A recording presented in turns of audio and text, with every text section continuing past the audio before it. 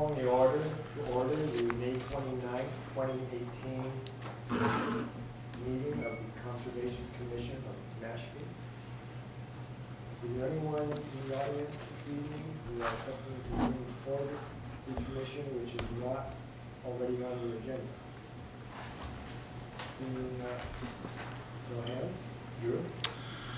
Hey, didn't have a chance to get to the minutes of May 24th, so we'll have to table those to June 28th. Just a couple of updates.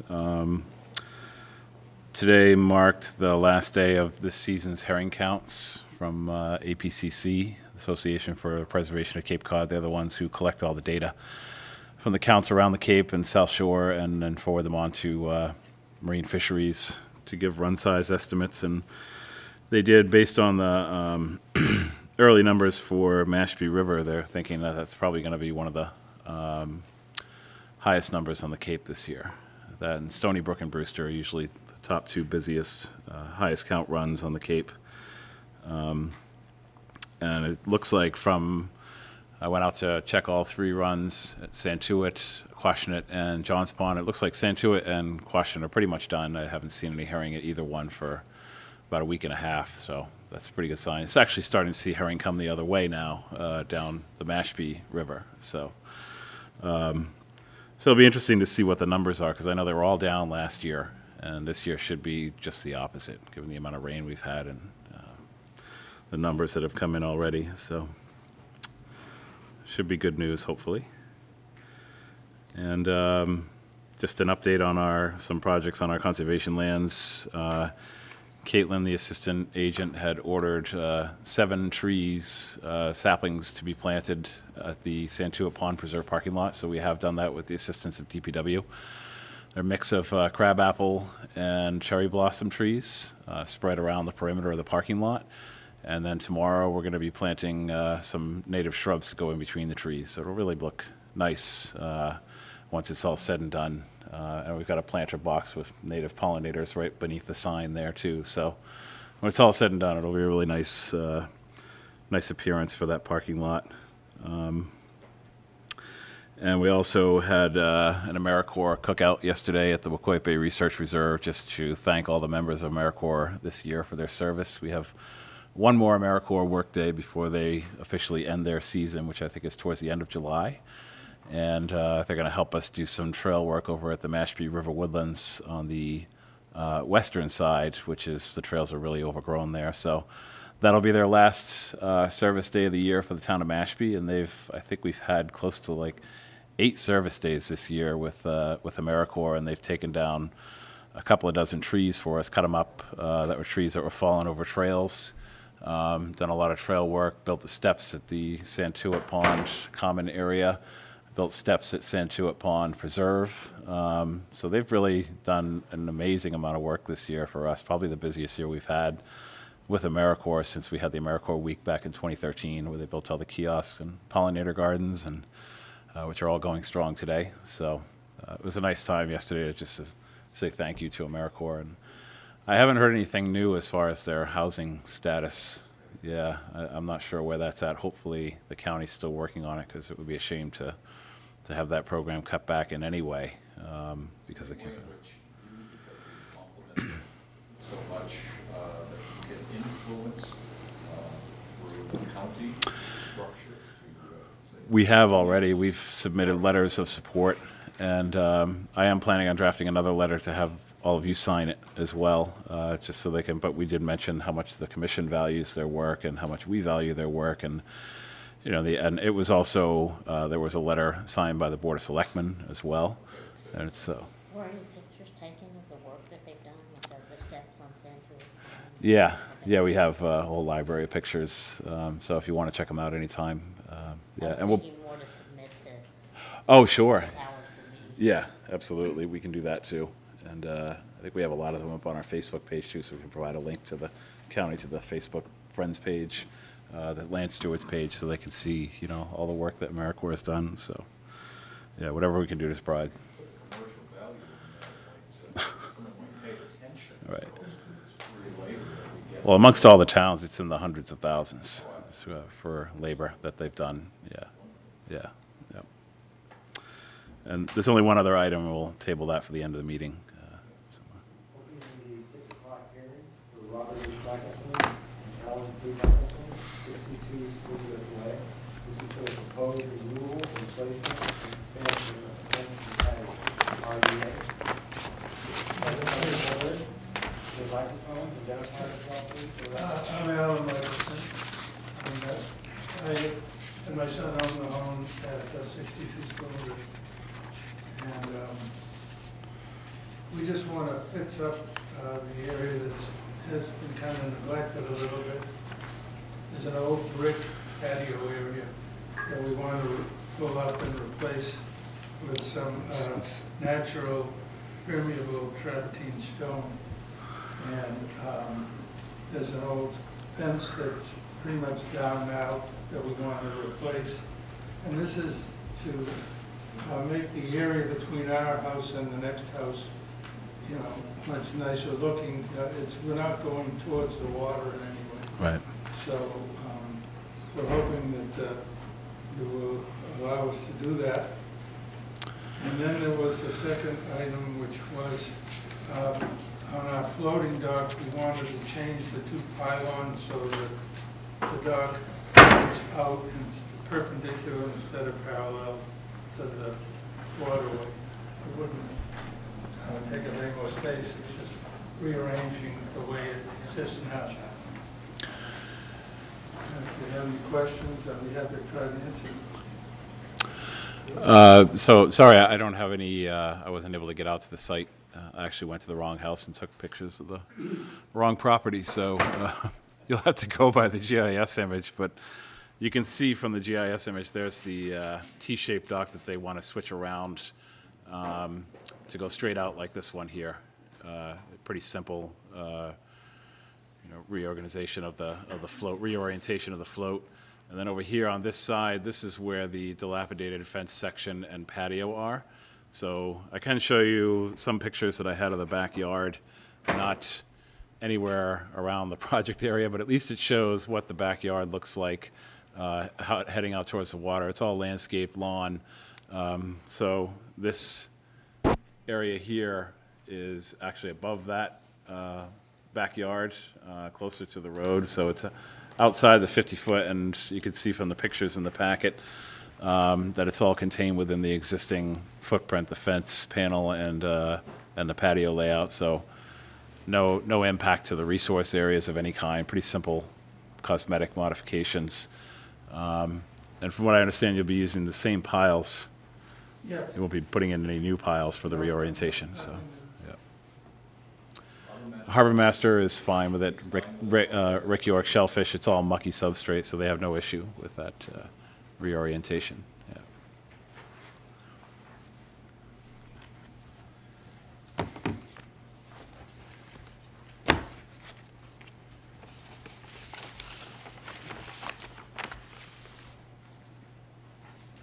how much of an expansion is it? It's really a very minor extension. Right now, the whole area is 300 square feet, and the area that's brick now, I would guess, is about 200 to 250. So there's a very small area of ground that has nothing on it right now, that is just adjacent to the deck that we wanted to, when we put the new stone in, to cover the brick area, cover that area as well to make it look finished. So, it's a pretty small area. Disturbance.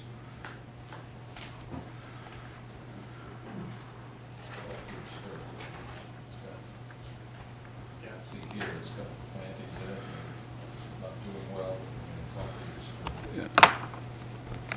Any comments from the audience?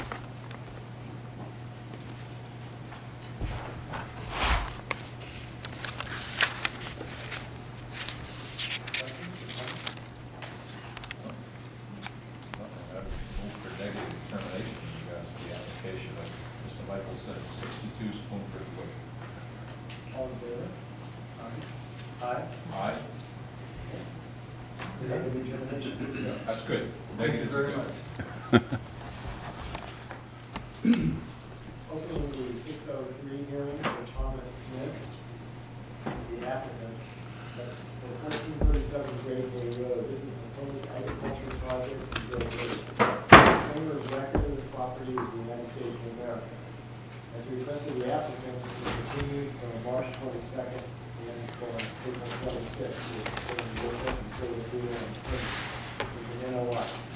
So the applicant has requested an additional continuance. It was just submitted today.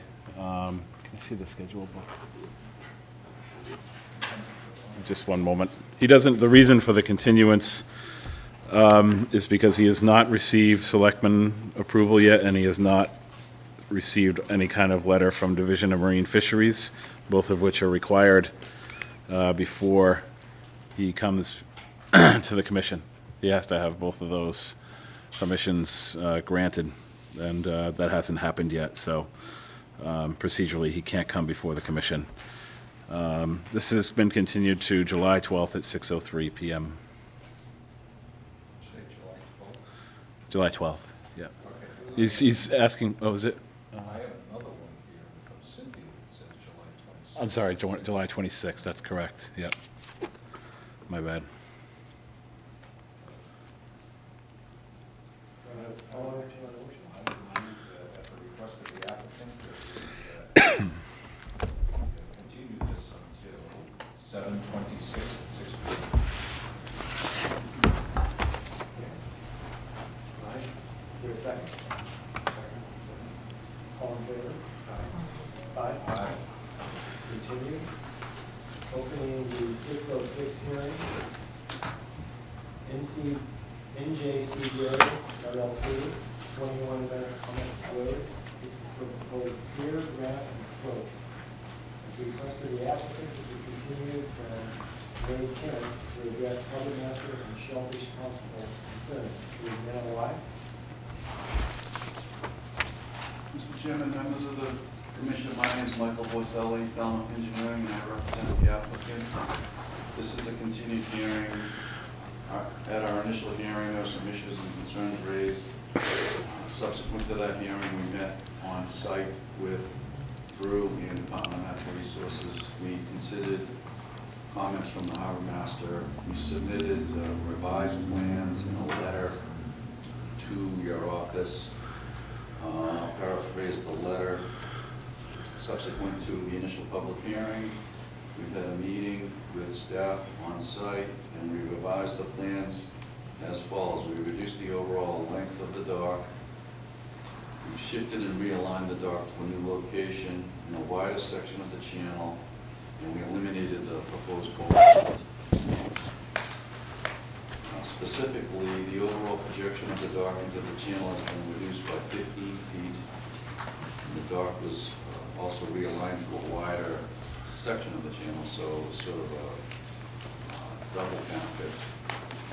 This is the original proposed plan showing pier, elevated pier, ramp, and float with a T section at the end.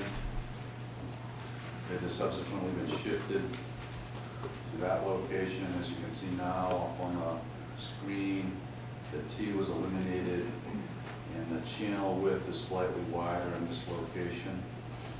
More importantly, the width of the salt marsh, salt pond area is narrower. And I think most significantly is the proposed boat lift has been eliminated and the associated pilings with that.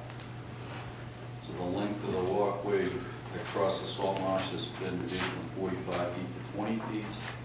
The total number of cars to be installed into the wetland resource area has been reduced from 18 to 8. So I think in my conversations with staff, this is a significantly better situation, and we are hopeful that you can issue a favorable order of conditions. I'm happy to answer any questions. So there were some comments. Harbor Master, I think, do you have his comments there? Okay, yeah. Rick York kind of came in at the 11th hour with some additional questions, yeah, about, yeah.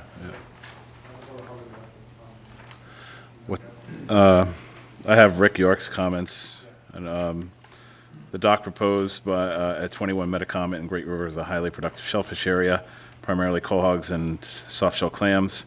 At the site visit, I recommended a ramp from the shore to a float to eliminate pilings in the shellfish area, which would negatively impact shellfish productivity by reducing habitat area.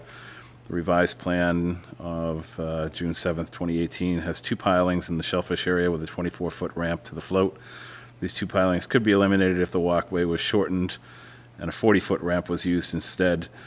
We have docks in the area with longer ramps. So what I explained to Rick, because it just came today without much advance notice, is I just recommended you continue to proceed with the hearing, and the applicant can work things out with Rick. And if there turns out to be a redesign of some kind, we can bring it back before you as to present a revised plan. But I don't think it's fair to the applicant to have them go through all the revisions in a site visit and then be notified by the Shellfish Constable today about the concern of two piles, which I'm hoping can be worked out somehow. I'm not sure, but I just think the timing of the comments is very late, and What do you feel about this suggestion? Well, I did read the email late this afternoon. Cynthia forwarded it to me. I frankly think that two pilings in the substrate, when you look at the overall water body, is de minimis, in that we made significant changes to the plans such that the two pilings, in our opinion, have no significant impact on the upland resource or the shellfish habitat. And we would prefer not to change the ramp from, which is a significant ramp now at 24 feet, to one that's 40 feet long. We prefer not to do that. We don't know that there's any overriding benefit to the environment that's measurable to eliminate the two pilings. Is that substantial engineering additional cost? Well, that type of ramp would be substantially more expensive, yes. And what did the harbor master say? the harbor master said that it's an improved situation from where it was before. He had some questions, which again you were aware of, regarding nearby moorings and whether or not the mooring field, so to speak, the drift of the boat around the mooring would interfere with this new location. And I think he asked for just some additional details regarding that, so I'm assuming you'll... We're going to work out the Yeah. details with the harbor master. It may result in a shifting of the mooring slightly to accommodate the new location of the dock. That's really the harbor master's purview. But other than that, he liked the new plan. So it's better than the other one. It's in a slightly wider area of the channel. It's shorter, it doesn't project out as much. So he didn't have any issues other than just the concern about proximity to existing moorings.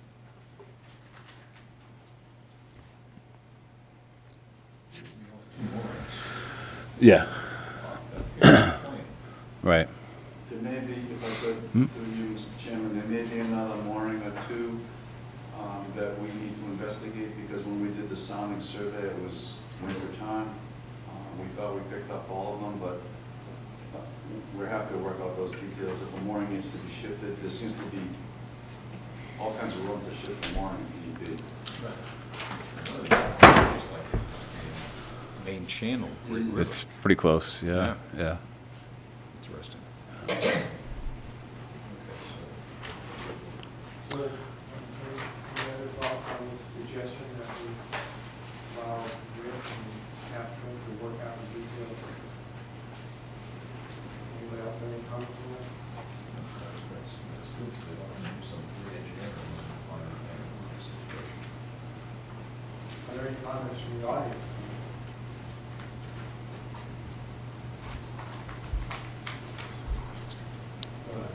My inclination is to go ahead and, Mark Burtis. sorry, I didn't. Mark Burtis from 53 Nahoyden. I'm representing the neighborhood that's through the butter. And the concern is, several concerns. There's a tidal pool within proximity to this dock. And I don't see it really identified clearly on that plan. Yeah, I'm not... If you get into the moorings, the suggestion that Rick made is comparable with this here, price-wise. To put a 40-foot pole length versus the same length in an elevated fixed pier, pile-driven pier, with less piling is comparable money-wise. It's not that's what I do, so I can be an expert in prices. The concern is those tidal pools, the proximity of the tidal pools, the proximity to some of the moorings as far as if you had to adjust those and the navigational, it's very narrow, that channel. It shows the other shoreline on the other side, but the truth is the channel is very narrow right there. It's kind of like a choke point. And you've got heavily, you created the thing, now you've got the new boat ramp and a lot more boat traffic out there. Very rarely do I ever say, more than likely I'd speak for it, that I'd like to build it. But there are 2 docks in the neighborhood I'll be aware of that are deep water access. And all you have to do is be a member of the association and warrant and entitled to use those docks. All you need is a mooring. It's that simple. So it's one less dock on Great River is what we're talking about. I understand Rick's concerns. It's heavily planted. It's a ton of shellfish there. It's a great spot on the river. It's just a perfect spot. It's a beautiful place to have a home. I dreamed of putting a dock there, but it's one of those things like, yeah, you hit the water, you do it. I mean, these people have to buy the property. It's a very nice piece. But should there be a dock there? It's a good question. Especially with proximity to the neighborhood dock and the ability to have deep water access without a dock being built.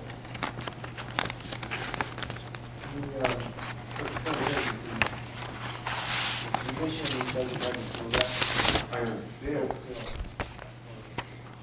Interesting navigation, and in fact, so we rely on a harbor map.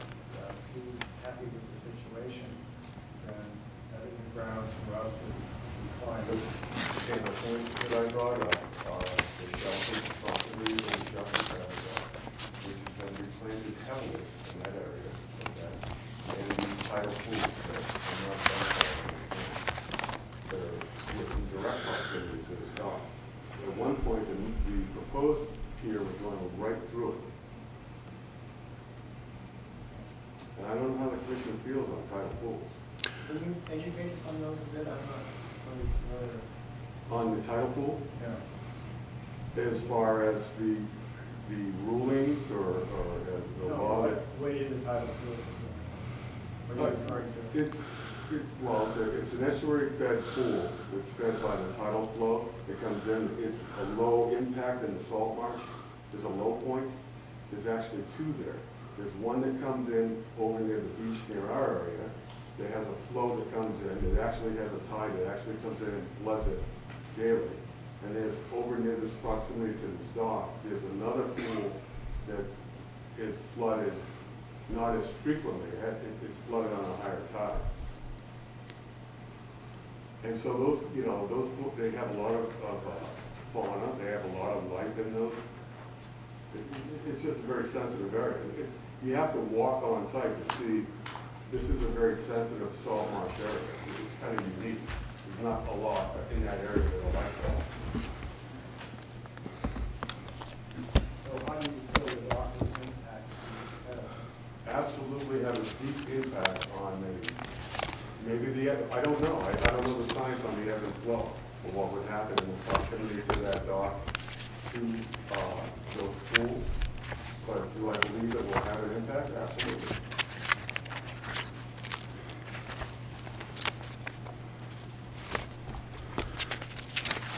So just to add on to you were inquiring about, under the Wetlands Protection Act, these areas are categorized as land under salt ponds. That's the official name of the resource area.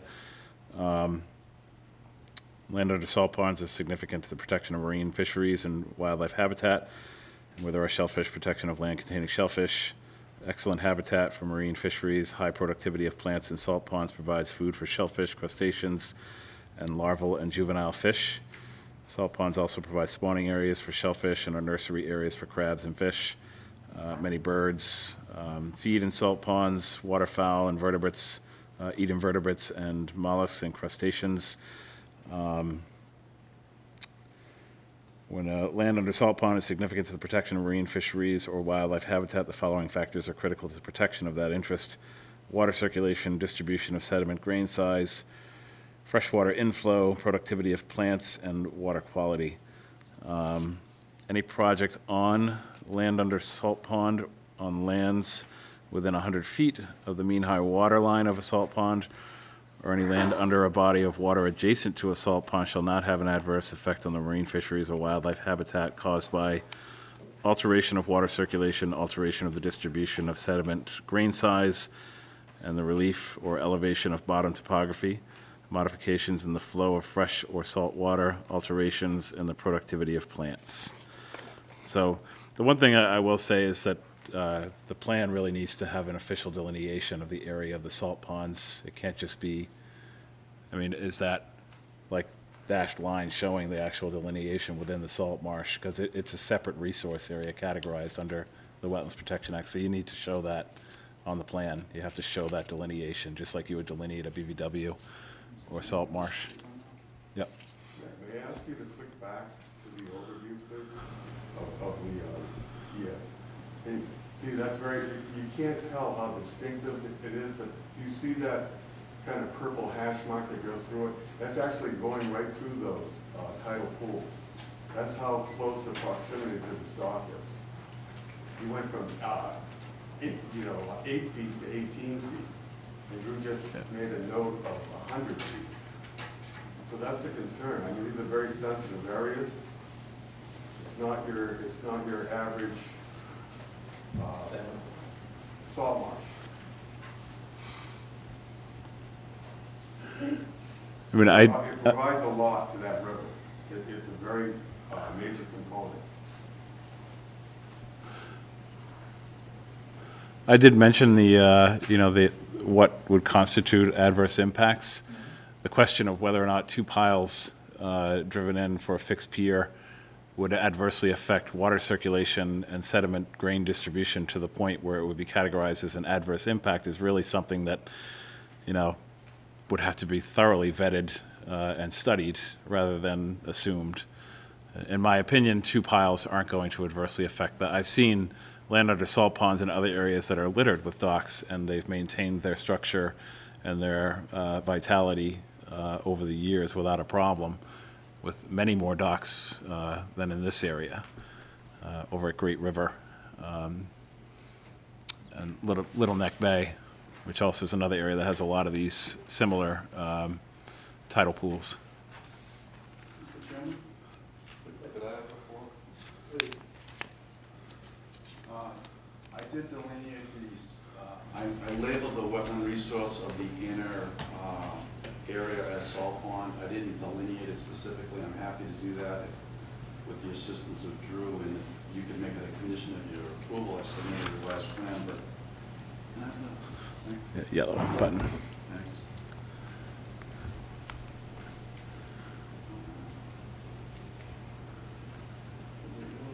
We're basically talking about a small pond area here, which is on the back side of the salt pond, salt marsh, I should say, and the coastal beach here. The original location of the walkway was right where I'm pointing. We shifted it over in response to minimizing that crossing. We noted in the narrative that we submitted that we've overcome all the performance standards within the Mashpee wetland regulations. We filed the application with the Massachusetts Division of Marine Fisheries. There were no negative comments. This is a routine, common, typical type of elevated walkway. In fact, the elevated walkway will discourage people from walking through the salt marsh, which is in a lot of ways an improvement. The applicant, if he did not have a dock, would more than likely beach his boat so he could load and unload and family members would truck across the salt marsh. So we see no negative impact. The Division of Marine Fisheries sees no negative impact. It meets the performance standards for small docks published by the Massachusetts DEP wetland regulations. And we see no reason why the positive approval or order conditions can be an issue. What were you suggesting as an alternative? You were suggesting that because Rick got his comments in very light, that there needs to be perhaps a work session where, so. Yeah, there should be a conversation with Rick. I mean, our shellfish regulations, bylaw regulation dealing with land containing shellfish defers to the expertise of the shellfish constable. Rick, in the absence of the shellfish constable position, which is now vacant, is the shellfish constable. Consultation with him, if he has an issue with it, then the commission should support that. May I ask one more question, please? Sure. Is the board aware of any actions taken prior to this application on this property, for any clear cutting or anything? Is the whole board aware of that? Yeah, he came before with Mr. Borselli with a mitigation plan, which has currently been planted and is being monitored. It's a 3-year mitigation plan that's already been approved by you, and doesn't look like much now, but it's a 3-year period for it to take hold. So he was cited with the violation, issued an enforcement order, and it has been complied with, but it's still ongoing. There's still 2 more years of compliance to go before it's all said and done. So. Does that answer your question? Excuse me? Does that answer your question? Yes, it does. Thank you. Thank you. Thank you. I'm done. The engineer's comment about the minor impact of 2 miles is certainly understandable. If it happens, the way the regulations are bylaws are written, it doesn't take a large amount of area to do an issue prior to shellfish. I certainly wish that Dr. York would have brought his comment to our attention a lot sooner than 2 years. And I believe that it's reasonable to just ask you to sit down with him and see if you can't, come to some agreement so that satisfies the concerns of the shellfish warden and your client.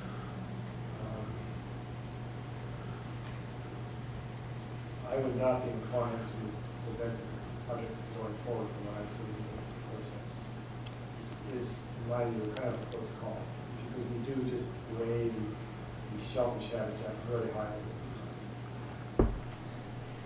If I could, Yeah. Mr. Chairman, my only concern is time. Sure. We acted timely, Mr. York did.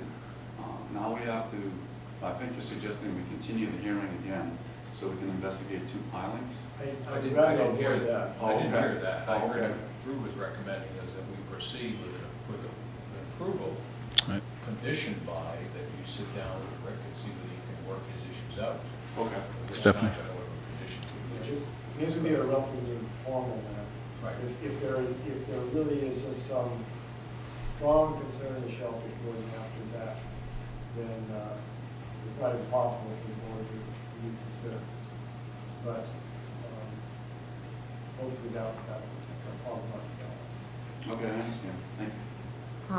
I'm wondering, could it be some kind of provisional approval?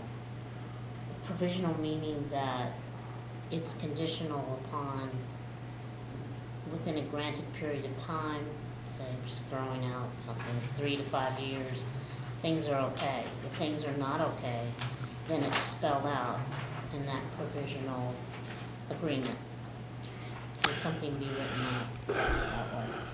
I mean, permits can be conditioned with whatever conditional language the commission chooses in order to, address concerns about a particular resource area. So, my best suggestion in this case would be really that the applicant work with the Shellfish Warden and the Shellfish Commission to determine what the best action is. And I only say that because it in the language of the bylaw, it really defers to the Shellfish Warden's expertise.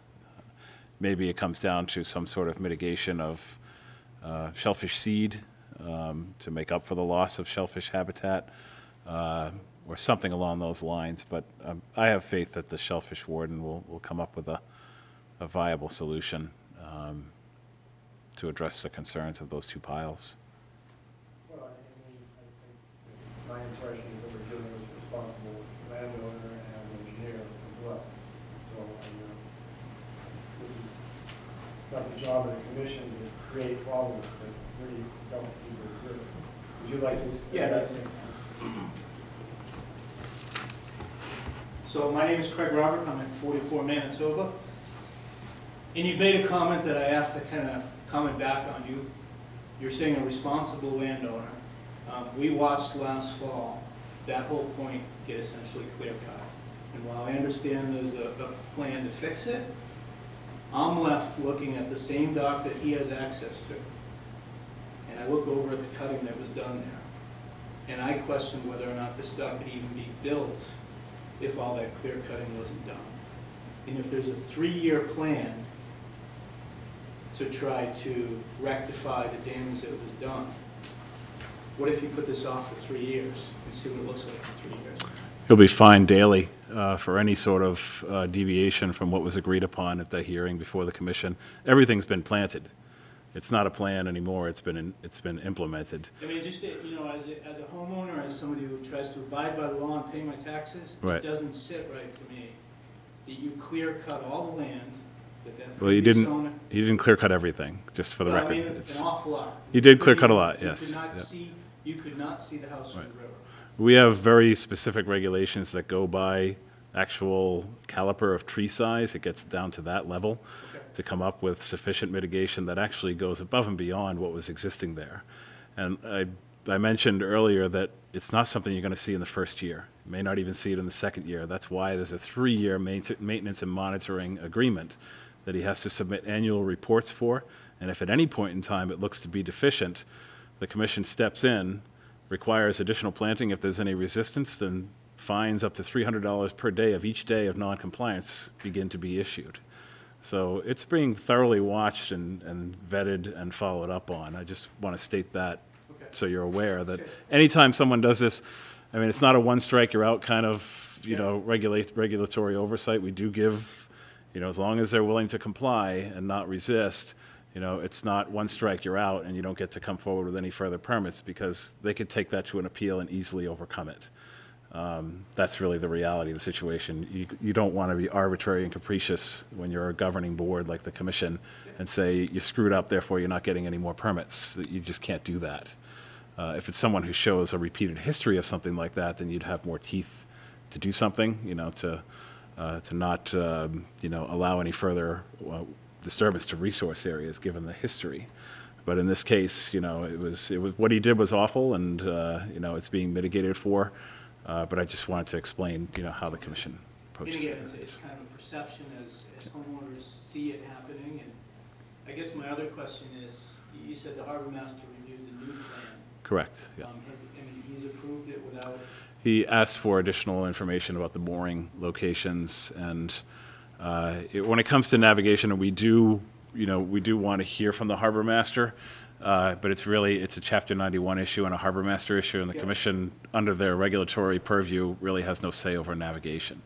They take into consideration the harbor master's comments, but when it comes to deliberation and issuing a decision, it really can't be based on any kind of navigation concerns, because there's another state board that deals with that almost exclusively, that he has to go through in order to start building the dock. Can't build a dock without a Chapter 91 license, so it's. so is there another, because, I mean, the concern is, that is by far the narrowest part of the river.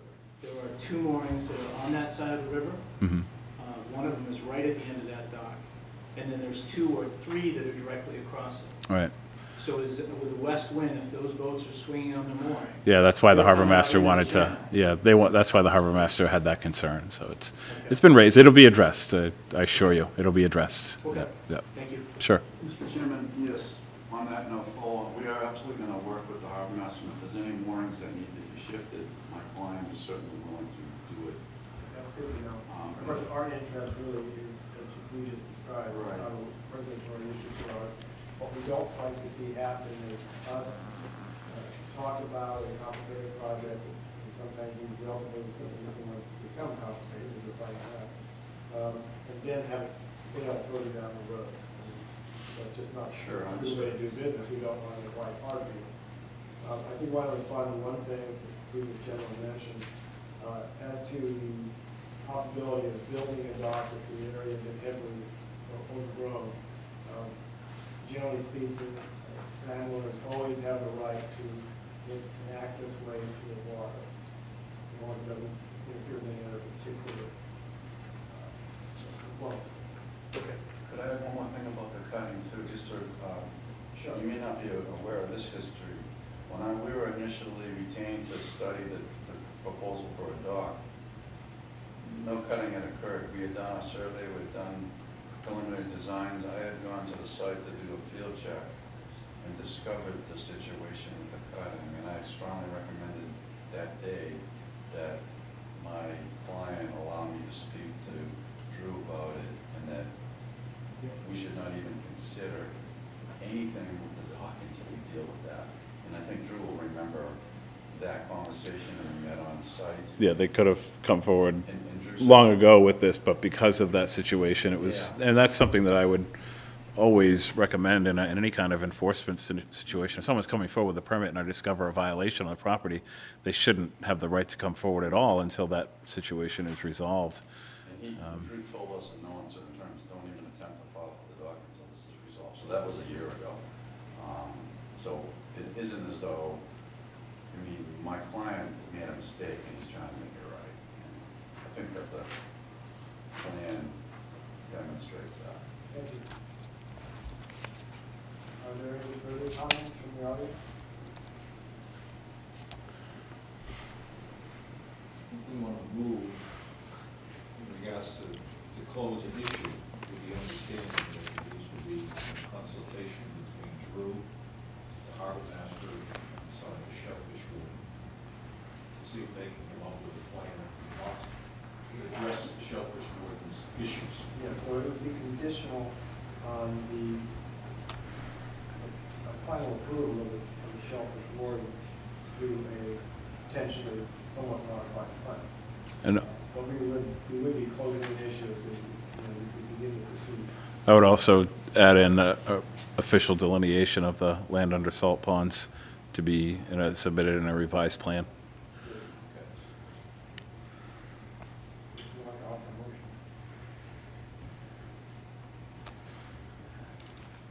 Would move that we close an issue in regards to the application of NJ and CJ LLC, 21 Metacomet Road, with the stipulation that there will be a consultation between the shellfish warden and the conservation agent to come up with a correction of some of the issues.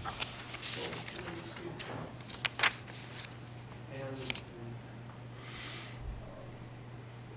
and also the salt pond will be so marked on the plan. All in favor? Aye. Aye. Ordered. Thank you very much.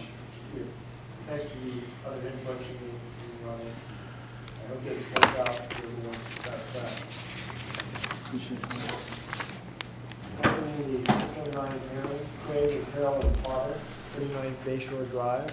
Proposed addition to existing dwelling and associated landscaping.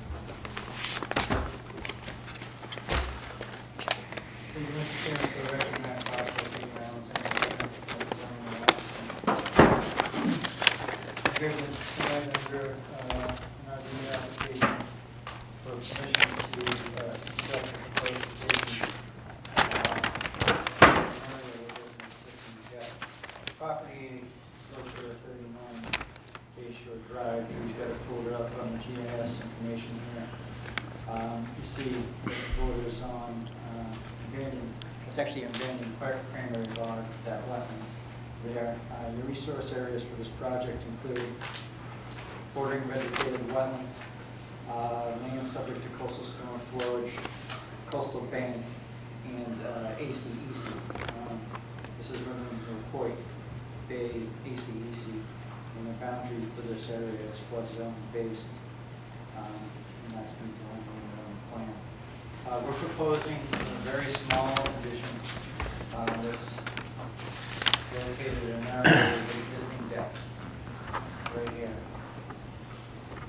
So there's really no environmental impact to see. Project comes in closer to the resource areas, and it's within legally previously disturbed buffer zone area and approved area of structure.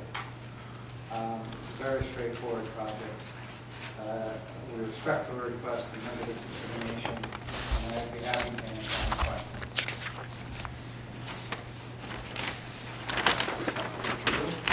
The plan shows lawn, that's just showing existing lawn, right? They're not expanding the lawn or anything. Just quick, Board of Health, 39 Bay Shore Drive, no application or review necessary. The project is not in a Zone 2 water recharge area.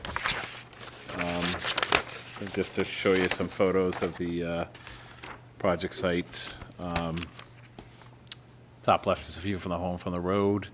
Bottom left, I kind of may have snipped out the area where or it kind of shows the area where the addition's going over the existing deck. I might have missed it slightly, but it's right in this area here. So you can see there's existing landscaping lawn, and this is the resource area, probably a good 70 to 80 feet beyond the edge of lawn, down to the, is this the right property? Do I have the right one up there? Yeah, I do. Okay. And an ACEC out here, where Red Brook and Wacoip feeds into Wacoip, or Hamlin Pond, rather. So that's where the ACEC is located. So no disturbances to the resource areas even contained within the existing footprint of the deck. And Board of Health is satisfied, so no other comments.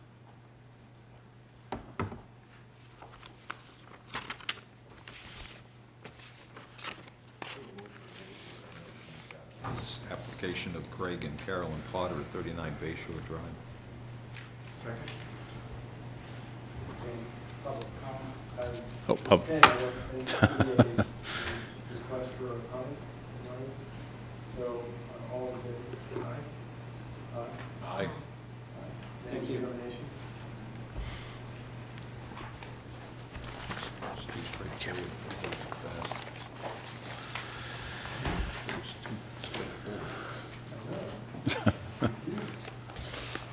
Apologize for moving you quickly. On the 612 hearing, authorizing Beach Association, Deans Hollow Road, Beach Road, Bluff Avenue, Kim Path. Proposed installation of handicap accessible boardwalks and planting of native species. This is an RDA. Good evening, members of the board, ladies and gentlemen. My name is Dave DeShulo. I'm a resident of Mashpee. I'm the vice president of the PBA, Papaneset Board Association.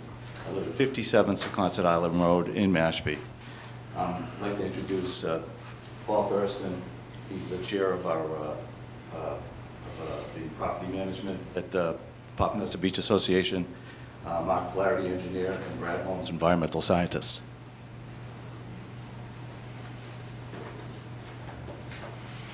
Good evening.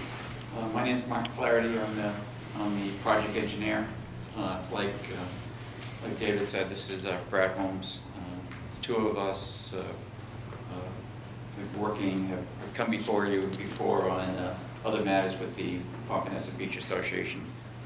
Tonight we have 4 different roads that at the end that we're concerned with. It's essentially the PBA is trying to provide some handicap access in the form of at the end of each one of their roads. First one up there is Beach Road. We're trying to put a handicap ramp down an existing path. There are some existing flagstones that are there right now. We're trying to put the boardwalk about 90 feet down on an existing path. This boardwalk we're talking about is made of certain hardwood called epi wood. It would sit right on the dune itself. There would be any digging, there would be, the planks themselves would be supported on a 4x6 epi type of, but they would just lay, so the boards would sit on the 4x6, almost like girders that would just support the boards themselves. So there would be really no impact other than they would just lay there. So the second one would be on Kim Path. Kim Path, we're talking about the same type of thing going down an existing path, about 52 feet in this case. We have a small little platform just to be able to, any type of people that might come down there with their wheelchairs would be able to sit right at the end on that small, like it's almost like a side stoop. The third one is Bluff Avenue. The boardwalk would replace the existing boardwalk there. Again, we're talking about something that has a little more durability. The ZEPI has been known to provide a long-term without any type of ride associated with it. And the fourth project that we're just replacing some invasive species that we're taking down at the end of Dean's Hollow. So we've been working with Drew on the plantings required. We think it would come up with a nice planting plan.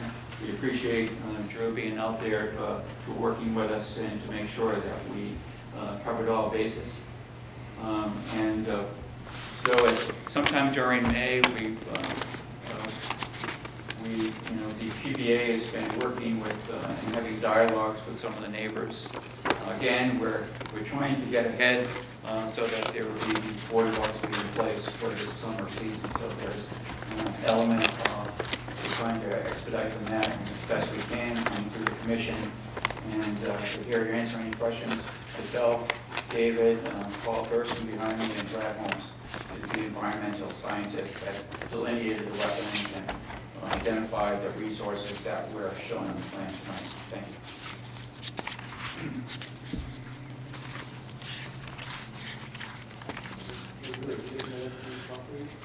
Yes, there's some photos just to show individual areas where there's existing pathways. This is the four, I think the Bluff top left, I think that's Dean's Hollow top right. I should have labeled them. Maybe Paul can identify which ones these are. All right. So these are the four locations, just existing pathways to the beach to be kind of upgraded to make them handicap accessible and just improve the access through each one. I have no issue with the delineations. They're all very accurate as far as what coastal resource areas is coastal dune and coastal beach, and of course land subject to coastal storm flow over the entire area. It's a safety and handicap issue, and I think there were one pathway in particular was not going to follow the jog of the existing pathway. The boardwalk was going to take a straight shot. Was that Beach Road? Beach Road. And I don't know if it was mentioned yet, but any vegetation that boardwalk interferes with will be replanted or mitigated for in the existing pathway, because the pathway takes a kind of... So there's no net loss of vegetation. So if they're cutting through, and I think it's only one, where it's a kind of bending pathway, it's not a straight shot. I think it's the bottom left. I think that's the one where it's going to go straight through instead of following the meander of the pathway. And any vegetation that's disturbed will be transplanted or mitigated for in the existing part of the pathway that's not going to be occupied by the boardwalk. And as far as the Dean's Hollow planting, that was a situation where invasive Russian olive and a couple of black pines were removed, and the situation where it just kind of left barren. There was some additional clearing of native material that shouldn't have happened, but we've worked through an agreeable mitigation plan, which you see on that Dean's Hollow plan, to kind of fill in that area. That's it, kind of to the left of the container on the top right photo. That kind of barren area there, that's where the mitigation plantings are going to kind of fill that in and revegetate that area, because it is part of the coastal dune. But it was occupied by a very large Russian olive tree and a couple of black pines. Black pines are kind of an accepted substitute for pitch pines now, so they're not really invasive, but at the time I really hadn't realized that when I gave approval for the removal of the invasive. So bottom line though, it's going to be revegetated, and it's a good plan. It's all species that are adapted to coastal environments, beach plum and bayberry, which will do very well there. They're already existing there, so that's what we like to see in those areas. So I would take it that because one of the concerns I have was that the immediate abutters around these areas were notified. Is there any verification of that? We went to the abutters, we went to the assessor's office and got a certified list of abutters. Because it wasn't on the checklist, we didn't send them out certified, but on May 24th, over 50 mailings were sent to all the abutters within 100 feet of the neighbors that touched each one of these different points. I have documentation through of who received the email from this area. So. Thank you. Yeah. Can we keep this for our record? Yes. Okay, thank you. So that was, it was, as was mentioned before, it's a time sensitive. I understand it's in a resource area, but it's also, which is typically done through a notice of intent. But given the considerations of handicap access, the timing, and that there are already existing pathways, which for the most part are going to just be occupied by boardwalks instead of the foot traffic that's now being traversed through there, that's why I recommended an RDA. Again, it's just a recommendation. It's your call ultimately as far as how you want to proceed with it. But that was one thing I wanted to make sure the abutters were notified. It's not required through an RDA, but I wanted to make sure that that was the case for this through an RDA. You're satisfied they were? Yeah. Yes. Yeah.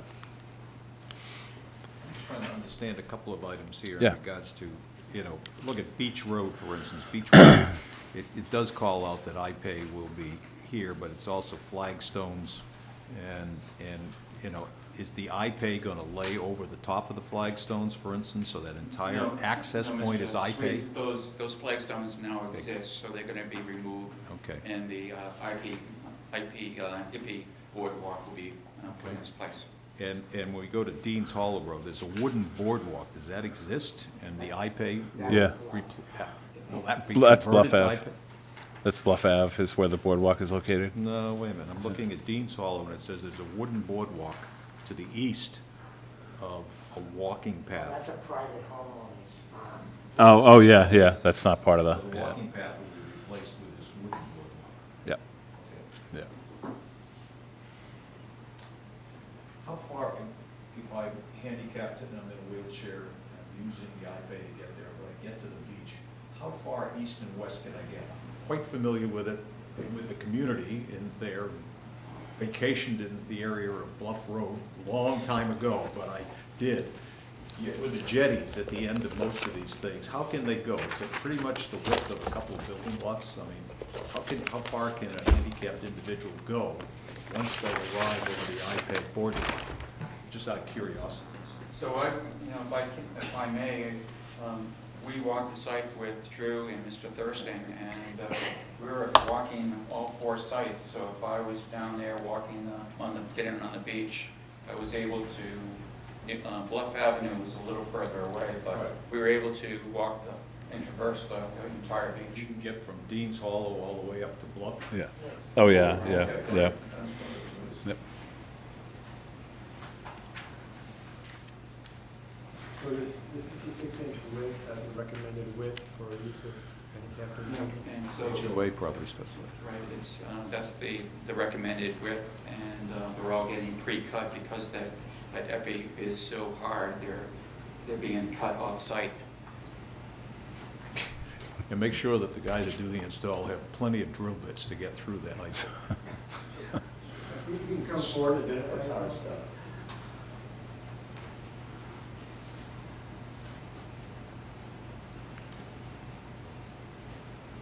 Good evening. My name is Harold Clore, and I live on Beach Road, and I've been there for many years.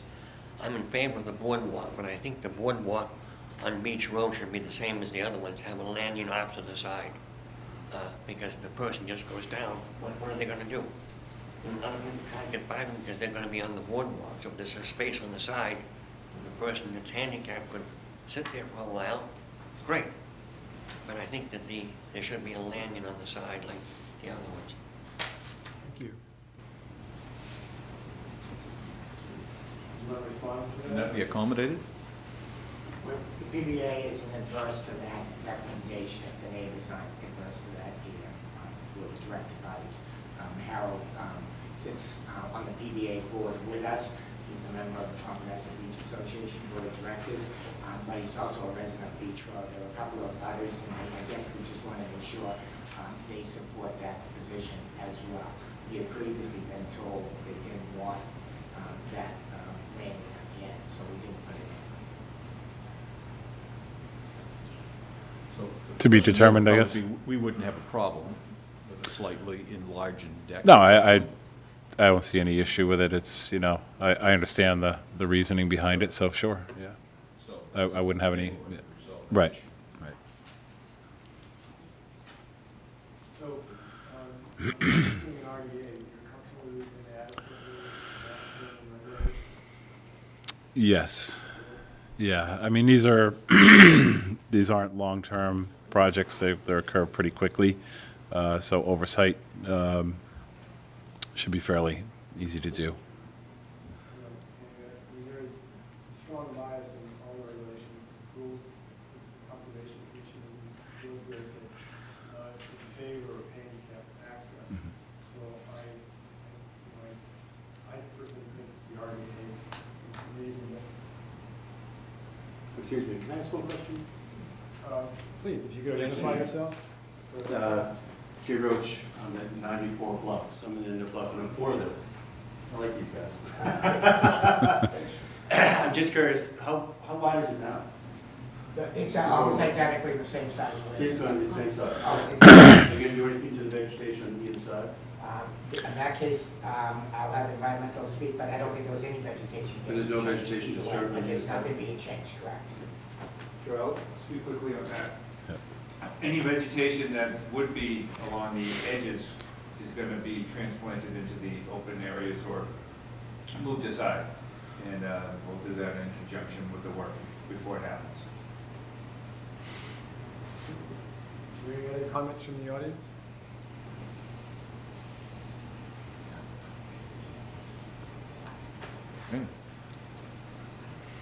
I would move for a negative determination in regard to the application of PBA, Dean's Hollow Road, Beach Road, Bluff Avenue, and Kim Path.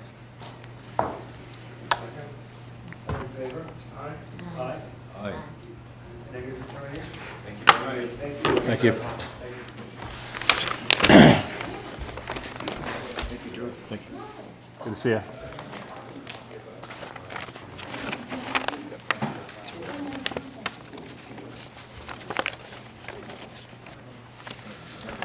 Excuse me.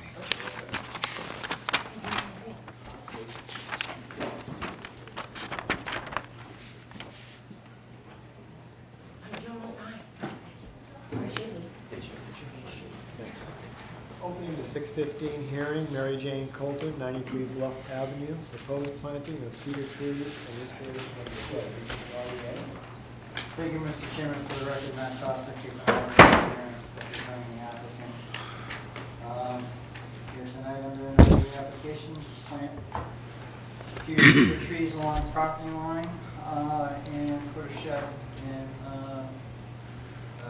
previously legally disturbed buffer zone area. Drew's got the property pulled up on the screen for you, highlighted in green, 93 Bluff Ave right here. Resource areas for this project include coastal beach, coastal dune area, and subject to coastal storm flowage. Again, we got a pretty simple one. Oh. So I don't know what happened to the plan. They all got it in front of them. Actually, just flip back to the GIS again. So this is pretty straightforward. We're proposing to plant some cedar trees on the property line, right in this area right here. And then the shed's going right up in this area right over here. Shed's going to sit right on the ground on blocks, pre-constructed, dropped on site. And the cedar trees is going to be 6 cedar trees planted 5 feet on center. Just off the property line. And it's to screen between the two abutters. So they're planted down the property line towards the water, so they're not planted parallel with the water, so they're not interrupting anybody's views. They're just screening the two properties. That's it. We respectfully request the negative determination. Happy to answer any questions. Are there any comments from the audience?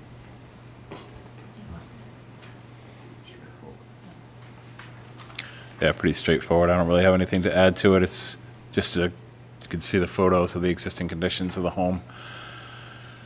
This is looking at it from Bluff Avenue, just to show you where it meets the resource area here, the coastal dune, shot of the backyard, and this is the area, sheds going back here somewhere, and then the cedar trees right along here to provide that screening with the neighbor's house. So pretty straightforward, no adverse impacts to the resource area, all over pre-disturbed, legally disturbed areas. I would recommend a negative determination.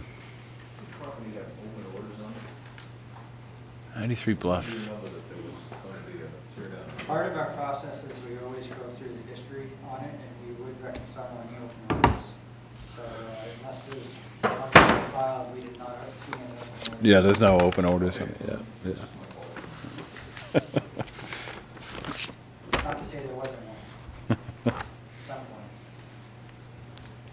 I would move for a negative determination in regards to the application of Mary J. Colton and 93 Bluff Avenue. Do I have a second? Second. All in favor? Aye. Aye. Aye. Thank you. Thank you. Opening the 6-8. Chairman, I have to recuse myself for this next one. That leaves us without a quorum then. You have to recuse yourself for The one for Johnson's, Martha Johnson. 6 Jehu Pond. That leaves us without a quorum then, which means they'll have to Wondering about that. they'll have to continue. But if you have to recuse yourself, I mean, obviously you have to recuse yourself. So, yeah, yep. So we'll have to. Sorry, I didn't know. So. I was hoping Chad would show up when I saw his folder sitting there. Yeah, Chad had let us know that, well, we can't accept anything. Yeah, yep, yeah. So we'll, I have the schedule book here. So it's just a circumstance, we had a couple of commissioners couldn't attend tonight's meeting, so. This next available time slot is 6:03 on July 12th, 2018. July 12th at 6:03.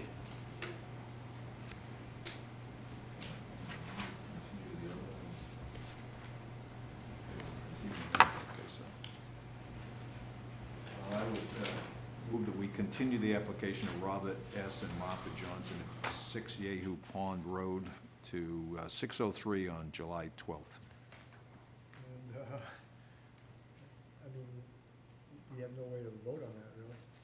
So. No, it's just, it has to be. You can't hear it without a quorum. It's the way it is, yeah, yep. Okay. Did you take a roll call vote on that? There was a motion made, I didn't hear a. Well, we don't have a quorum to vote on Yeah, Tom. You should still be able to make the motion to vote on a continuance. I don't see how that's any conflict. Second? that. All in favor? Aye. Aye. Thank you. Yep. Yep. Opening the 621 hearing, Papaneset Island LLC, 70 Papaneset Island Road. Proposed addition of floats and piling to existing dock. Continued from May 24th to address Shellfish Constable. Thank you, Mr. Chairman, for the record, Matt Foster, representing, we're here tonight under a notice of intent application for a dredging project and to extend the existing pier by adding an additional float. Drew's got it pulled up again. I'm 70 Papaneset Island, highlighted in green. The resource areas for the project include land under the ocean, salt marsh, coastal beach, coastal bank, land subject to coastal storm flowage. In this case, all the work is out in the water. So the only work that's taking place is in land under the ocean, and that's also land containing shellfish. So you see what we have on the plan is the existing pier here in the lighter tan color. And then we're proposing to add a U float to the end of it to effectively extend the pier out. We're also proposing to dredge this area here to gain more depth. So we bring the dredge area out to deeper water over here. So what we're doing here is we're dredging an area, but we're being very careful not to create a hole. We reviewed this early in the design phase with Rick York because it's an important project. We're taking the sand from here and we're going to be disposing it on the spit. And I have talked with, say, Pompanesett Bay folks who are really happy about this because they're getting free sand. So when we go through the DEP's dredge permit phase, we'll be designating our disposal area at that time. And then the dredge permit will cover dredging, physical dredging work and the disposal of that, which will actually be beach nourishment. So say Pompanesett Bays already has their spit permitted for beach nourishment, so we basically can sync up with their permits, and all we have to do on our dredge permit is designate their site as the disposal site. So what we're doing here is identifying the dredge area, the extent of it in red. And then the bottom of it is in green. It's a little tricky to follow if you can envision this, but what we're doing is we're showing you that we're going down to a depth that we want to get to, but without creating a hole, we need to create gentle side slopes going out. So that red is the extent of the footprint of the dredge area. In other words, the area of land on the ocean that we're touching. The green area is our target bottom depth. We're effectively going from near 0 up to about 2 feet of cut out there at its closest, at its furthest point. The total dredge volume for this site is roughly 530 cubic yards. We're going about 2.5 feet at the lowest point. I did talk to Rick about this extensively, and we talked prior to the last meeting. He called me the day before the meeting to talk about special conditions, and we were going through the special conditions, which made a lot of sense. We're looking at this as a project that could be used as an example going forward, because if individual property owners were to do stuff like this, there could be great benefits to the town and to the property owners. In this particular case, by able to dredge this area, we don't need to extend docks out further into waterways. We can have property owners get greater depth by just dredging the area and then reusing those dredge material as beach nourishment in an area where beach nourishment is really needed. And this body of water dredging happens often. So it is something that has been done before and proven. And the thing that we have to do here is we have to protect the shellfish habitat from accumulating organics so that we end up essentially having a lot of silt and organics settle down in the lower portions of it, and that collection of those organics then start to decompose, and that would have a negative effect on the shellfish habitat. So what we've done is we've gone with very shallow side slopes, and we have talked with the dredge contractor to make sure that those would be achievable. So we are really minimizing the contour change from the edge of that dredge area to the bottom. And what I talked to Rick about and what we were in agreement on was special conditions for this project. Special conditions specifically to annual monitoring of the dredge site, where we would actually survey the site by underwater video. We have remote control. We have a survey drone boat, essentially. We hook a camera to it, and we can map the bottom, and we can see what's accumulating down there. And if seaweed, this is primary concern is the seaweed accumulating down there. And if that is the case, and if we view this annual inspection and we see seaweed accumulating, then we can have the seaweed removed. Seaweed harvesting has a lot of positive benefits to it, and I won't go down that road, but we would actually have the seaweed removed and it would be recycled. It used to be used back in the day, people used to use it in their gardens all the time. There's a lot of beneficial uses to it. And it's very low-tech type of removal where any shellfish can feel it. So we were completely okay with that type of, those type of conditions. What I wanted to just ensure was that there was some sort of threshold that we designated that would trigger the removal, because I didn't want the client to sign up for a situation where they were saying, oh, there's a little seaweed there, move it out, take it out. And then somebody drives by in a boat and says, oh, there's more there, now take it out. We just wanted to have some sort of mechanism on what the threshold is, for it to be 6 inches deep or something like that. Secondly, actually it would be the third condition would be that Rick is active in, well, the department is active in managing green crabs, which are invasive species, and they are a detriment to shellfish habitat, and they need places to put traps. So we would consent to having green crab traps placed underneath the floats. Those would be exclusively managed by the shellfish department, well, really Department of Natural Resources, the shellfish constable. And they would be responsible for that. So I was just wanting some clarification and some language, to see that language before we were committing to it, just to make sure that there wasn't any interruption, that we don't have the client having their boating activities interrupted by that, which Rick assured me was a very simple process and that wouldn't be the case. But we just wanted to review those conditions. So a special condition for the monitoring, and then removal of seaweed is necessary, and then the agreement to put the green crab traps underneath the float, which is that is private property.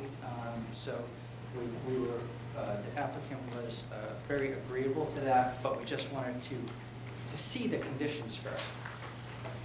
Rick emailed me today saying that he wanted feedback from the Shellfish Committee and that the meeting was postponed. It was supposed to happen Tuesday. I was supposed to be here yesterday, like the conditions.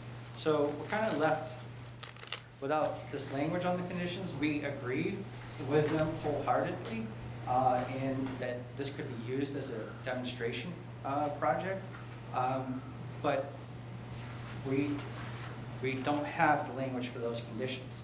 So we could be comfortable moving forward if we could right now finalize the conditions of the depth of seaweed, and then the activity for the green crab traps would be just done during normal business hours, not on weekends and things like that. I think it just finalizing those 2 points, the applicant's comfortable with, because the next meeting that Rick said the Shellfish Committee met was the day after the next hearing, which pushed us all the way out to like July, the end of July. So that's a major disappointment for us to have to wait that long.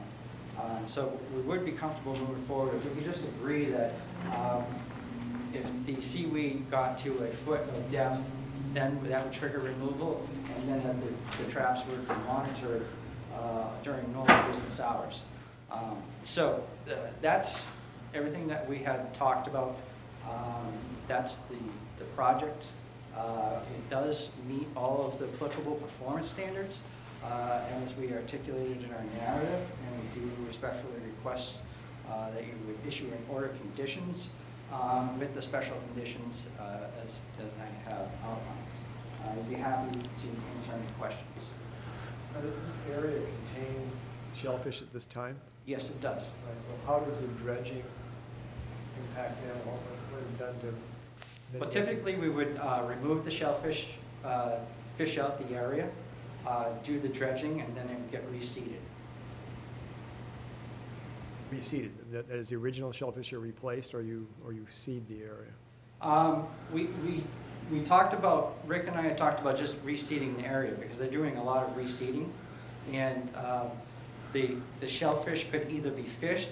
See, the town actually has incentive to want to get the shellfish out of the water, you know, for the nitrogen removal reasons. We have in the past on dredge projects relayed shellfish, so moved them from here to outside the dredge area. But here, we were talking about just getting them fished out, saying it was a priority, or literally hiring shellfishermen to go fish that area out, then dredge it, then reseed it. I see.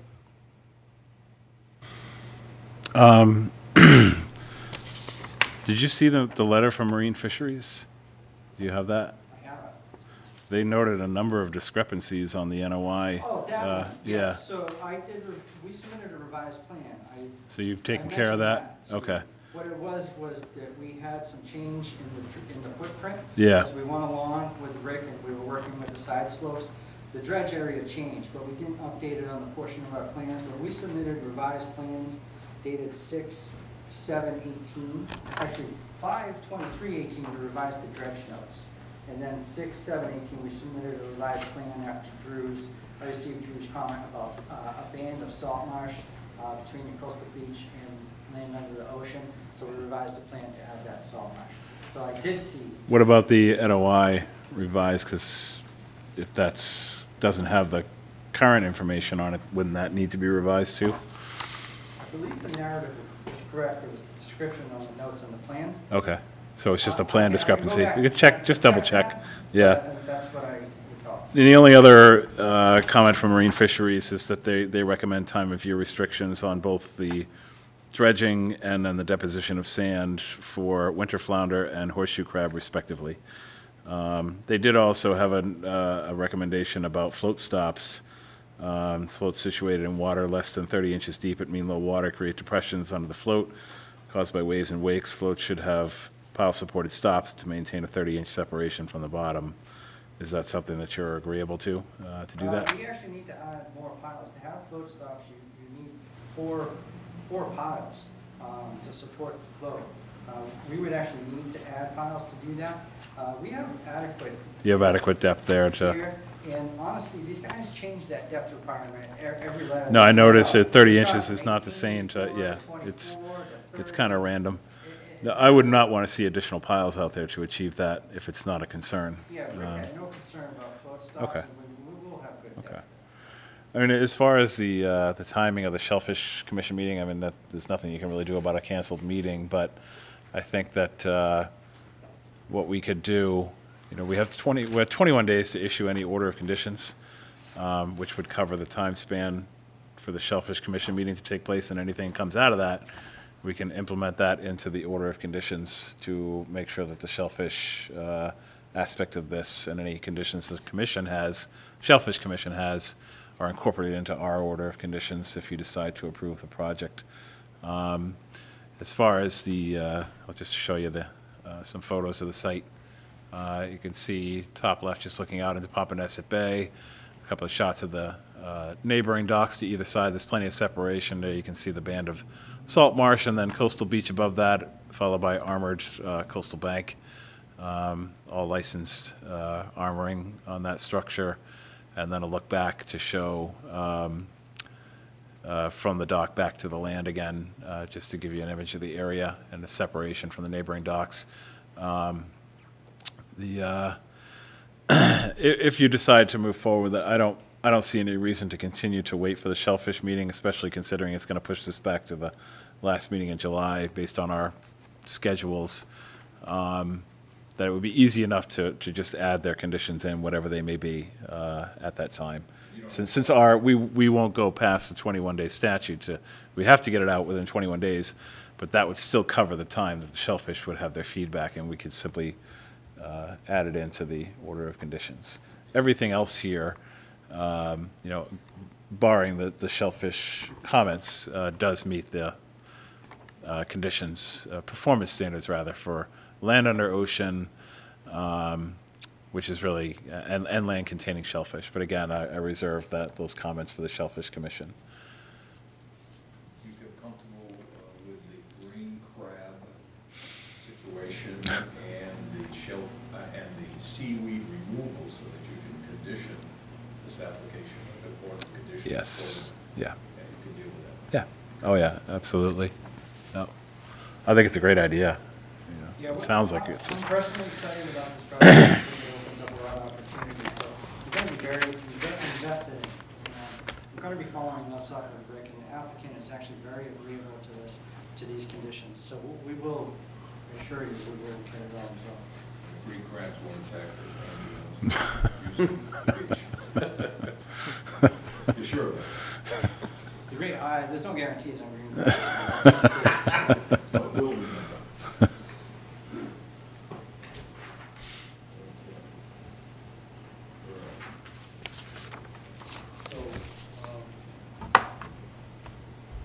A motion which simply states that, you know, we'll carry forward as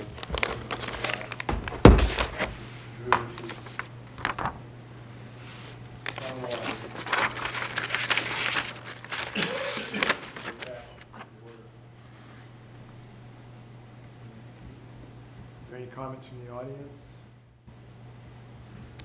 I would move that we close an issue in regards to the application of Papaneset Island LLC, 70 Papaneset Island Road, with the conditions as discussed to cover the issues such as green crab habitat. Second? All in favor? Aye. Aye. Thank you. Thank you. Continuing the 6:21 hearing, I'm sorry, the 6:24 hearing. That's Christopher B. Habib and Mark Doran, LLC, 438 Quiniquisette Avenue, proposed septic system upgrade and associated hardscaping and landscaping. Address shellfish constable concerns. Good evening, NOI. Yeah, I know. Sorry, this has also been requested to be continued again. I don't think you guys have the anything in your folders about it, right? So are we doing the 624? That's Quiniquisette, right? Right. Yeah, it was requested to be continued today. We didn't get a chance to print out things for your folder. But, so this will be for June 28th at 6:12 p.m. Okay, I would move that we, at the request of the applicant, Christopher P. Habib and Mark Duran, LLC, 438 Quiniquisette Avenue, we continue to June 28th, 6:12 p.m. Do I hear a second? Second. All in favor? Aye.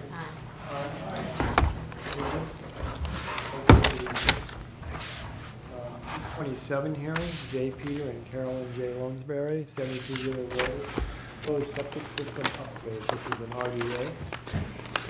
Hi, Scott again. So currently at this house, we have a cesspool. Can you just state your name one more time? Sean again. Sean, okay, thank you. Scott, yeah. Thank you.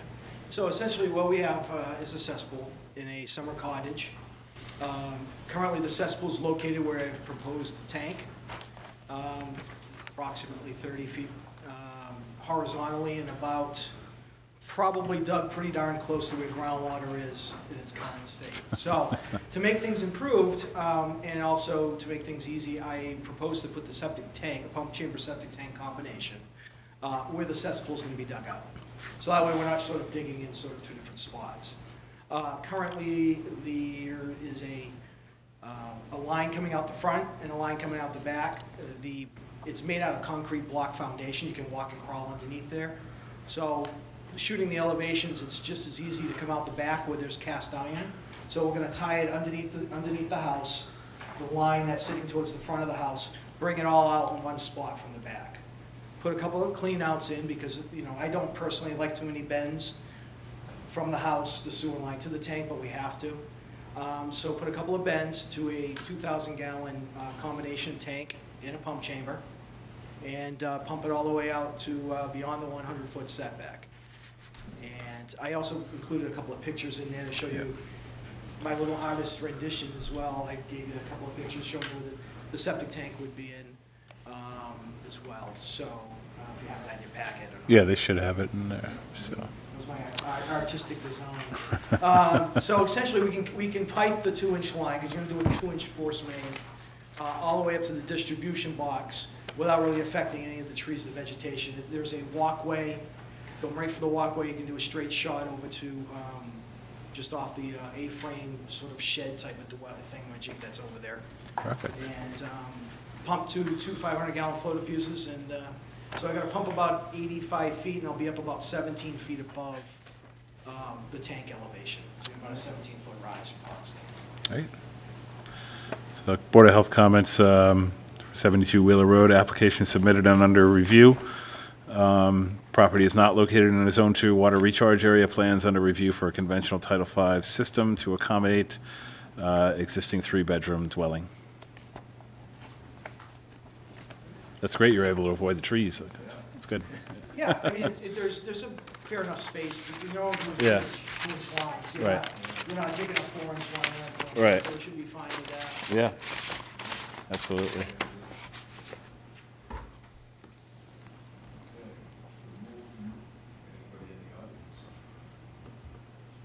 Any comments from the audience? Move that we have a negative determination in regards to the application of J. Peter and Carolyn J. Lawnsberry at 72 Wheeler Road. Second. All in favor? Aye. Aye. Thank you. Thank you. Calling the 6:30 hearing for Edmund J. and Jeanette Doyle, 54 Bayview Road. Proposed removal, replacement, and expansion of porch. This is an RDA. Good evening. My name is Jeanette Doyle. Our proposed project is to replace an existing porch, which is 8 by 6 feet, and it is attached to the side of our house with a larger deck, an 11.5 by 13.5 foot deck. It will extend to the left side of the house over existing lawn area, so it's already cleared. It will not extend beyond the limit of the footprint of the house, so it won't extend any further into the wetland than the house currently does. It will be supported by 4, I believe, posts on sonotubes. Okay. So a pretty straightforward application. Just to show you some imagery of the property, top left looking from Bayview Road towards the house, and bottom left shows where the proposed addition is going on the existing home. Top right and bottom right just show the area. They have an existing vista pruning permit on this property that looks out over, I think is that Hamlin Pond? Yeah, Hamlin Pond. It's probably further than outside the 100-foot setback, so no impacts, but it is within land subject to coastal storm flow, so that's the jurisdiction. Pretty straightforward. Is this on Mashpee? Secaucet Island. Secaucet Island. Oh, it's Secaucet Island. Yeah. Okay, that's what Yep. I'm trying to figure out, which island is it? Yeah. Secaucet. Yep.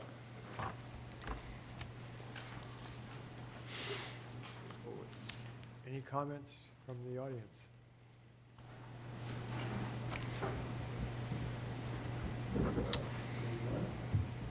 Move the negative determination in regards to the application of Edmund and Jeanette L. Doyle at 54 Bayview Road. Second. All in favor? Aye. Aye. Thank you very much. Thank you. Okay. Well, we can move on to the last pre-hearing agenda item. This is dealing with primarily 266 Monomoskoye Road, the dock project under DEP permit number 43-2755. The commissioners should all have received a kind of summation of the issues associated with the project. but I'll just provide a quick summary. And Mr. Smith has been notified about these proceedings to have his input and feedback, and he can answer any questions that you have. And the chairman does have your letter requesting. So I think that we just want to open the discussion at this point and not continue the whole thing, but I don't think there will be any, it's up to the chairman if, any action is taken tonight. I think it's reasonable to allow him to have time to hire counsel, but it's your call. That's what that letter is all about. So, but let me just provide the background briefly, and then you can start the discussion. So this is a project that was permitted under an order of conditions, 2755. There was an amended order to change the footprint of the dock, and then the order of conditions expired.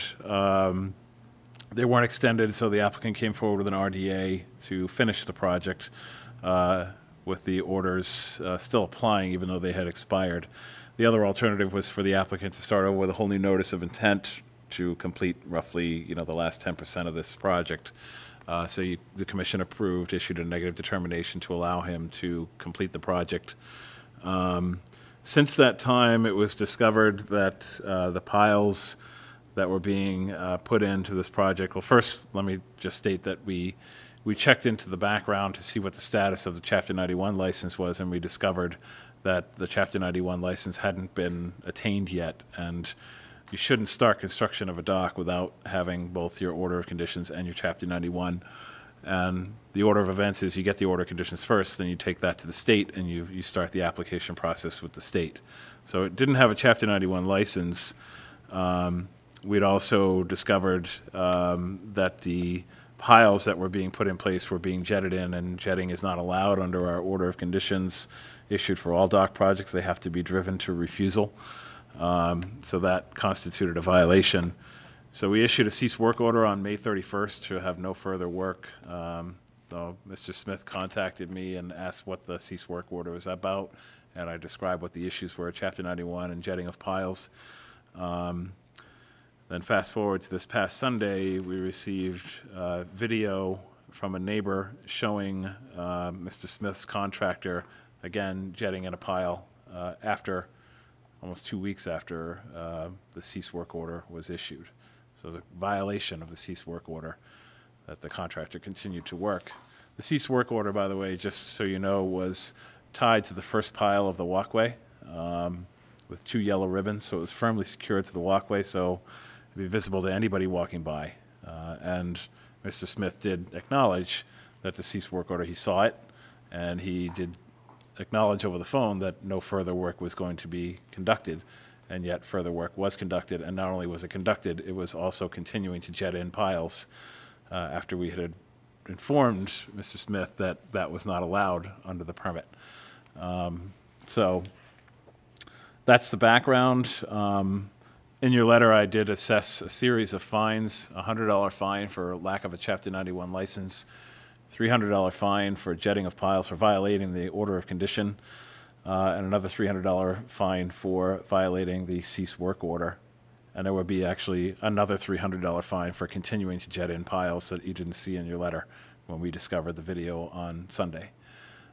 So that's it. My initial recommendation, given the circumstances, and of course Mr. Smith, is welcome to provide his explanation as far as all of these violations, but when you violate a cease and desist work order, when you're issued a cease and desist work order, it's expected that you maintain control over the situation no matter what the circumstances are. So if you have a contractor on site, you make every effort, every conceivable effort to contact that contractor and let them know that no further work is to take place. That's the expectation when a cease and desist work order. I mean, if I had to spell out all the different steps it takes to let, communication-wise, to let somebody know that stop working, I wouldn't expect to have to do that. A cease and desist work order is just that. You cease and desist, and any kind of follow-up that is happening after that is expected to happen. There's just simply no excuses for not following a cease and desist order. So in light of that it was not complied with, I'm recommending a revocation of the permit that was issued for this dock, because clearly it's just been a pattern of non-compliance, and breaking a cease and desist order is really just, that's kind of like, in my mind, you know, what else can you do at this point?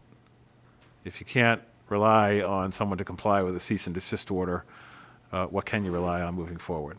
So that's my recommendation.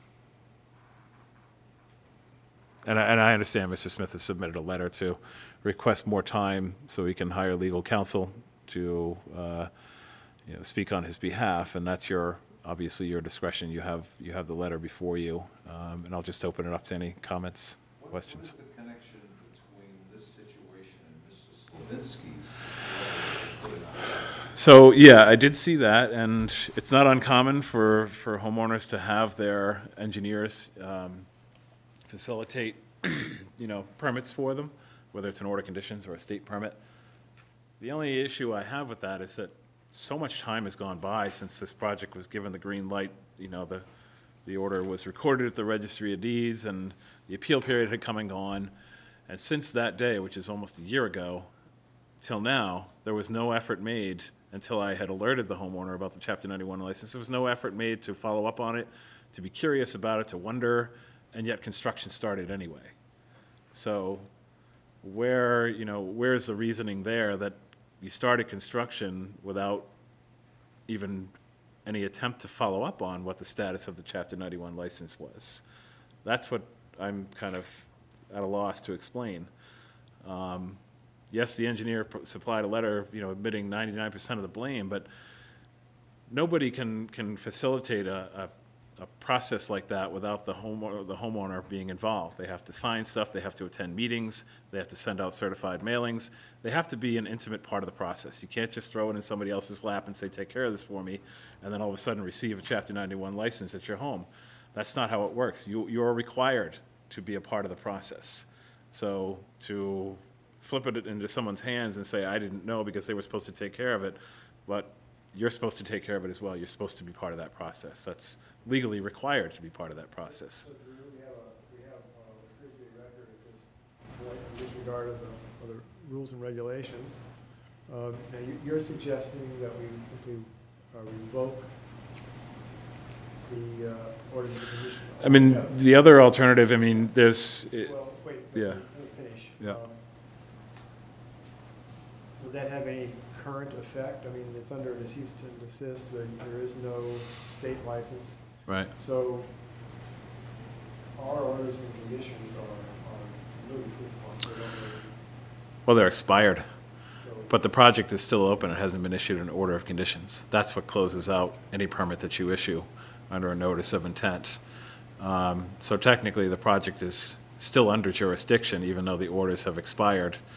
And I'll be happy to get... So where are we right now in terms of, what is it you want to revoke? So what I'm recommending is essentially removing the dock in its entirety, revoking the permit that was issued, and having the dock removed. And the other alternative that, you know, I had given some thought to was, you know, a restriction on basically elongating a cease and desist work order, which is the same, you know, what we had just done, which was violated. And so that's why I'm kind of at a loss for another alternative. Like if you were to say you can't proceed on this until you get everything squared away, but we already put that restriction down and it was violated. And that's why I'm, you know, reached the recommendation of a revocation, because obviously no lesson has been learned, no warnings are good enough, and what else can you do? If I could address your concerns, Drew, and I apologize again to you. It's not about apologizing, it's No, really I just understand explaining. that, and I want to apologize to the board. I understand I'm responsible for what happens on my property. And I was under the understanding that the Chapter 91 was recorded by my engineer. I understand it's my fault that I didn't make sure. I have since filed the Chapter 91, and I'm sending it out. But if I could just ask you, you said recording, that assumes you have it in hand already, and you just said you're in the process of applying for it. Yeah, I'm in the process of. So it's not a matter of recording it because you never had it. Right. So you haven't applied for it. No, I understand. Okay, just I'm clarifying, sorry, I yeah. didn't mean to. But that's what I did since I found out. I started the process and did it immediately. As far as the cease and desist, I had no idea that AGL had gone in there and done the work. It isn't possible for me to follow him around to find out if. But the first question would be, did you inform him? Yes, absolutely. And he willingly came back and started working anyway. Well, he's here to actually explain it. I brought him so he could. I'm fascinated to hear the explanation as to why a homeowner tells a contractor, don't come back because I'm having compliance issues, and they willingly come back. The same day I found out about it, 7 in the morning, went there, saw your cease and desist, called you at 8 o'clock, said, I totally understand, what do I need to do to make it right? Right. And I called, Chip was the next call I made, and I said, Chip, there's a cease and desist, there's nothing we can do there until I get this straightened out. Right. And I thought that's all I had to do in order to make that happen. Unfortunately, we have a situation where, well, you can explain. You could, please. My name is Chip Neal. I'm owner of AGL. Mr. Smith contacted me, said there was a cease and desist order at 266 Mount Muscoy Road. I believe that was Monday. The time frame, like 2 weeks, so that's correct. An employee of AGL, part-time employee, came in on a Sunday, I think, unbeknownst to me, at like 3 o'clock in the afternoon, and put one pile in the water. So he no longer works for AGL. I said, you know, we have a cease and desist on this property. Did you say he doesn't work for AGL? He no longer works for me. Oh, he no longer. I mean, Mr. Smith did notify me, there was no work being done for, and this was a rogue employee that kind of did something, he thought he was doing a favor. Doing one in a. I mean, the only question I have is, you know, was it communicated to this employee that there was a cease and desist order? Was there any effort made to communicate to this particular employee not to go back out to the property? I told him, yes, there's a. And he went out anyway? Yeah, I gained nothing by doing this, you know. No, I understand. Yeah. It's just that, to me, makes no sense. Yeah. Drew, can you explain something to me, backing up a little bit here? The Conservation Commission has responsibility to engage in enforcement actions against the property owner. Any others? Do you have jurisdiction over? If, yeah, contractors have been fined in the past as well, yes. Yep, yes. Just so I understand exactly how, Yeah. you know, where our responsibility is. Sure. Yeah. Contractors sign, or the contracting supervisor signs what's called a Form 2 along with the homeowner, require their signatures and the date saying, I have read and understood the terms of the order of conditions. That's a boilerplate form that we issue to every project approved under a notice of intent. So by the virtue of their signature, legally speaking, it means they've read through the order of conditions, they understand them, and it's expected that, you know, compliance will be followed, so. You know, I'm not looking for a legal opinion, of course, but just, I'm supposing here that that's as far as the responsibility goes. So, for example, if you're an employee, someone that the contract would have to be concerned about, we can only talk to we can only deal directly with the owner and the contractor, the two people who. Correct. Correct. Okay. Now, and you've asked that you have said you would like to have an attorney present. Right, because of the severity of the punishment, I feel that I need to have someone that legally understands what my rights are here, because I certainly don't. And I feel that I did everything possible to conform to what Drew asked me to do. I can't make sure people don't do crazy things. It's beyond me, and I have not slept since. No, it's not clear to me that we have any responsibility to guarantee that you have the people you need with you at the time of your hearing. But my inclination would be to go ahead and continue it, so that he does have an opportunity to seek legal counsel. Sure. And try to make sure that what we do is going to hold. It's not going to, be further appealed or discussed beyond the commission. And we can come to an understanding between us, with the benefit of your counsel, among others, and settle this matter. Clearly, this is not something that's just going to go away. Right, This is and I pretty understand. serious. This is Yeah. beyond anything that I've seen since I've been on this commission. That's true. So, I, So, I don't know if you identified a date in the letter, I can remember, but, the schedule that we have, so. yes, yeah. That you need, I think actually he checked is it the 26th, the next meeting? The 20. Yep, I think that's it.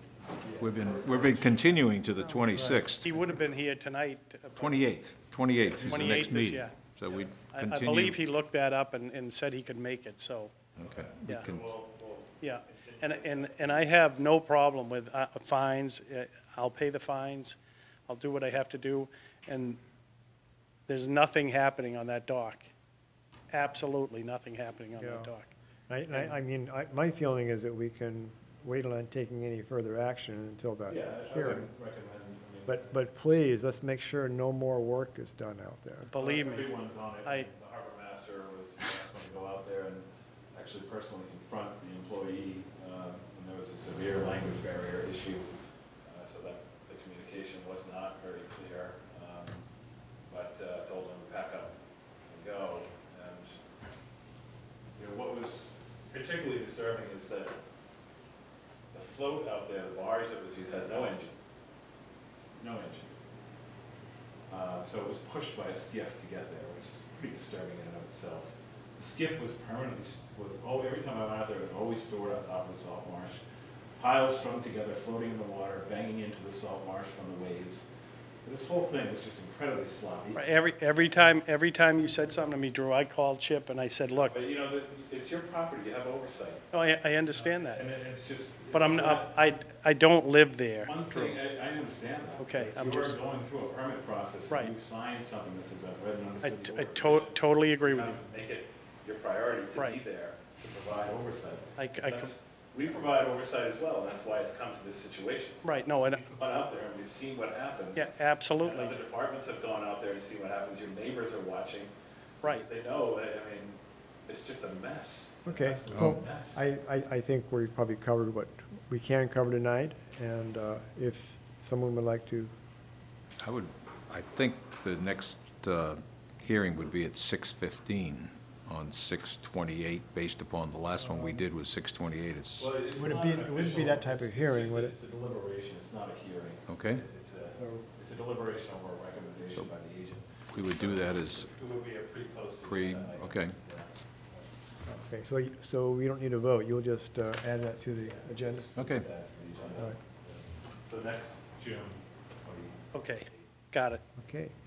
Thanks for coming, both of you guys. Thank you for your and time. Yeah. Again, I Look forward to getting apologize this for that. cleared up. Okay. Thank you. See you in a couple